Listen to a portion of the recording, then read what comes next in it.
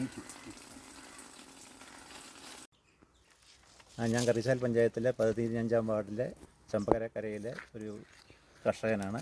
ഞാൻ fruit plants, പ്ലാവ്, കമുങ്ങ്, ജാതി മുതലായവ കൃഷി ചെയ്യുന്നുണ്ട്.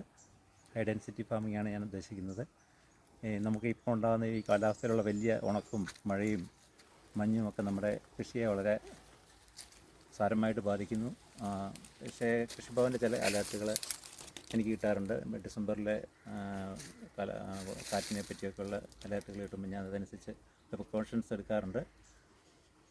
ഇതൊരു ഗുണം ചെയ്യുന്നുണ്ട് കർഷകർക്ക്. അതുപോലെ ഗൂഗിളിലും നമ്മളെ സഹായിക്കുന്നുണ്ട്.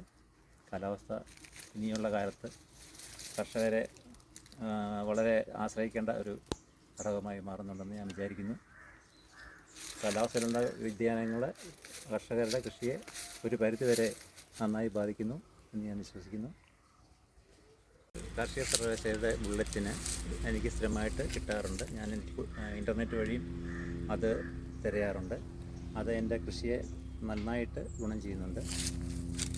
പല കാര്യങ്ങളിലും അവരുടെ അലേർട്ടുകൾ പല സമയത്തും എന്നെ സഹായിച്ചിട്ടുണ്ട്. അത് ഭാവിയിലും വളരെ നന്നായിട്ട് മുന്നോട്ട് വരാനും കൂടുതൽ അലേർട്ടുകൾ ഞങ്ങൾക്ക് ലഭിക്കുവാനും ഉള്ള ഒരു സംരംഭം നന്നാകട്ടെ എന്ന് ഞാൻ വിചാരിക്കുന്നു.